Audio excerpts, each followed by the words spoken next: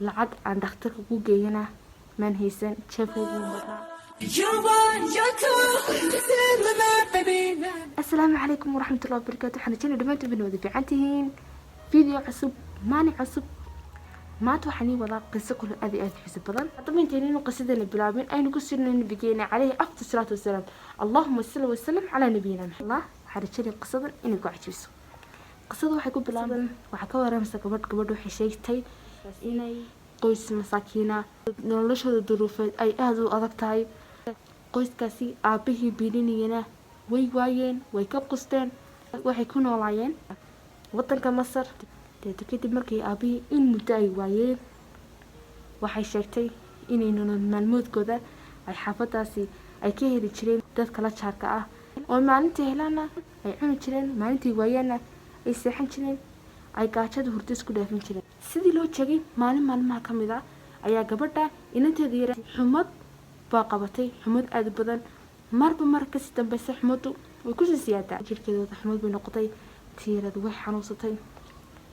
marka xili dambe heed saacado waxay ahayd meelaha habeen baheed xiriirada dambe, lacag aan dhakhtarka ku geeyana maan haysan, jeefkaygu marnaa.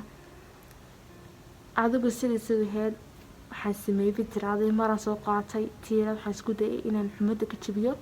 maro qoyan baa soo qaatay tiirad baan jirkeeda saa soo saaraa.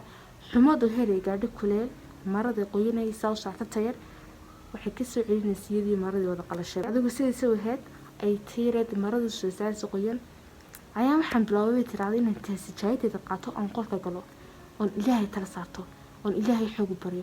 koob laba ragcadood tukudo, haddana teeraan kusoo noqdo, laba ragcadood tukudo, teeraan kusoo noqdo. adigu sidii sujuudi aan ugu jiray aan u tukanayay aan duco xasuustay. ducadii waan ku celceliyay sidoo kale ayado quraan ku celceliyay oo ahaa aman yajiyul mudarri la ducaa. adigu markaas ayado saas ku celceliyay in yar kadib sidoo kale xaafad waxay igu noolaa aniga hooyaday iyo tan yar aan dhalay, saddexdaas oo kaliya tan ahayn. saanka ka joogay ayba in yar kadib abaagu baa la qaraacay, qam abaagu waan furay. waaba nin le ina tirad xanuunsan saawe waan yaabna anigii hooyadii saas ku agna bitiraaday. waana tusay ina tirad waskaraadisa. ninkii ina tirad buu dawooyin irba buu ku muday, tirad buu dawooyin u qoray. markuu saa hawsheedii ugu dhameeyay waxau dhahay waan u dhameeyay walaaloy, marka lacagtii ayaan u baahanahay inaad siisid. gabadha way yaabtay, waxay tiraaday way ficnaanayd inaan ku siiyo, laakiin haba yaraatay iminka jeefka waxaan ku hayaa ma jirto, ma hayo xabadii lacaga. ninkii waa xanaaqo, wuxuu ku dhawaayahay saddexda habeenimada soo qaraacday. maxaad yacni ilaahay xaafadda iga soo kaxisay haddana waxa lacag bahayn, intaad iila soo hadashay ku tiraada xaafadda saaya saasa ayaan nahay, waxaan rabaa inaad si dhaqsaa igu timaadid. markaad i yeedhayna waxaad igu tiraada xabad lacag ma hayo. gabadhii waxay garatay xaafaduu sheegay inay aanahayn iyaga ee tahay xaafadda la jaarkaca. ninkii markuu qayriyo kadib ay ku tira anaga xaafadan aad sheegaysid anagu malihin, laakiin waa xaafadda mujaarka dhaxay.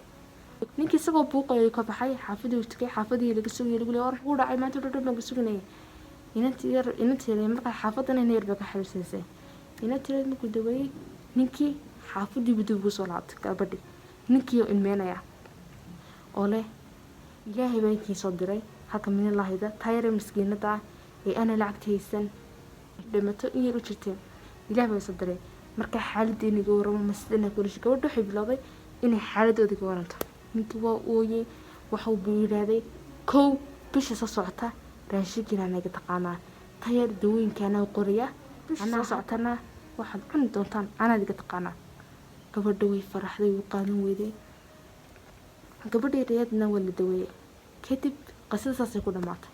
haddaba waxaa lagaaga baahaya kow inaad waxyaalaha kusoo waajihaa inaanad qof bili-aadana ka sugin, ood ilaahay marka u horeysa marka wax kugu adkaadaan ood ilaahay isku xun. daba qisadani waxay leedahay laba arrimood oo faa'iido leh. kow inaad yacni waxyaalo kasta markay ugu adkaadaan inaad salaada ilaahay tigsatid.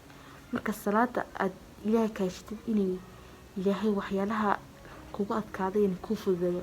laba ducada haddaad basatid yacni inuu ilaahay ka aqbalayo oo dib wixii aad rajaynaysa ilaahay hortaada keenayo. labadaas haddaad adeegsatid hadday waxyaalo ku saameeyaan kow waxaad ogsanaataa inuu ilaahay ku fududeynayo oo waxaad rabtay ilaahay ku sameeyo qisadeena saasay ku hagtaa haddaad ka heshay like subscribe and share insha allah iyo salaam wassalaamu calaykum waraxmatullahi wabarakaatuh. You're one, you're two, this is my baby,